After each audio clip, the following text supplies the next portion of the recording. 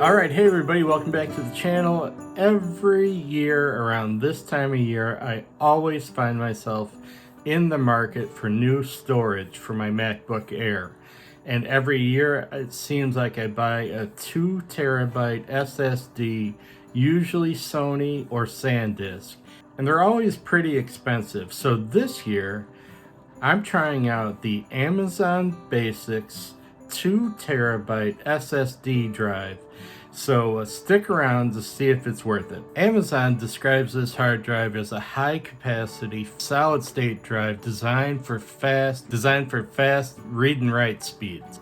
This isn't the old-fashioned hard drive. This is an SSD, which stands for solid state drive, and an SSD has no moving parts in it. So it's going to perform a lot faster for you. It's going to read and write a lot faster. That being said, you're going to spend a lot more money on it as well.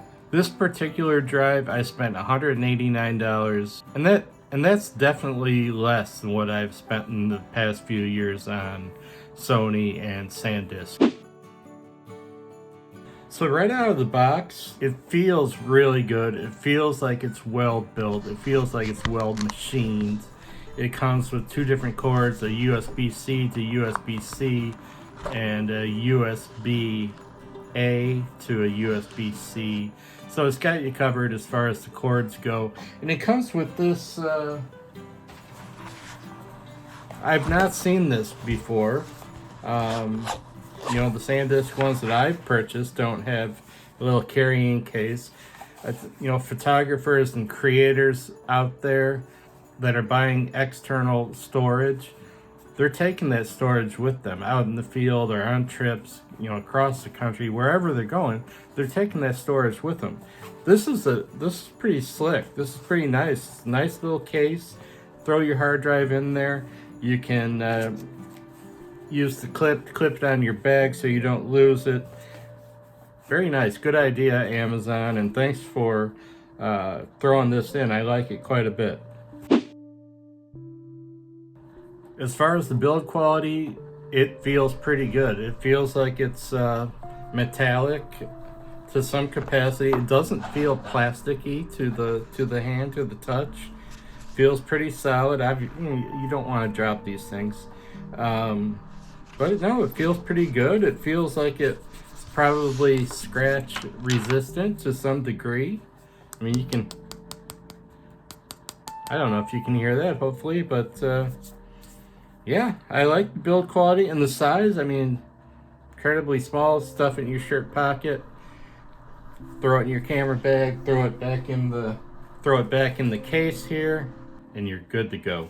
All right, so the most important thing is going to be reliability, and that's pretty hard for us to test right now. But certainly, performance is what's going to be on everybody's mind. So I've got a disc here. I'm a photographer by trade. My YouTube channel is about photography and videography and things like that. So I'm always transferring large files. So yeah, so I've got a few gigs of information on this card here from a recent family trip. So let's jump onto the MacBook Air and see how this thing does transferring a good amount of storage. Alright, as you can see here, I am just clicking and opening the Amazon Basics drive. Just going to create a folder to drop this 42 gigs of data into. Most of it is video and or still imagery. So just created the folder. Now I'm going to open up the Nikon card that holds all the information, and I'm just going to drag it right into the folder, and away we go. So we'll speed this up. So it's really hard to see. In the upper right corner it shows the time. It only took 2 minutes for this data to transfer, which is pretty good. 42 gigs of data transferred over in right at 2 minutes, maybe just a hair less. So pretty good. So now I'm going to show you the Blackmagic speed test, and we'll see that. All right, so you can see here the write speed is 1135 and the read speed is 858, and that's megabits per second, which is less than what they advertise. Amazon Basics advertises up to 2000 megabytes per second. So that is based on your configuration, though. So I have an older MacBook Air and not going through Thunderbolt and things like that. So I think the speed is pretty good. Like I said, it took me less than, or right at 2 minutes to transfer 42 gigs of data. I have no problem with that. But it's worth knowing that you guys need to go into it knowing that it's going to be based off your specific configuration on the speeds that you're going to get. But I'm pretty happy with it.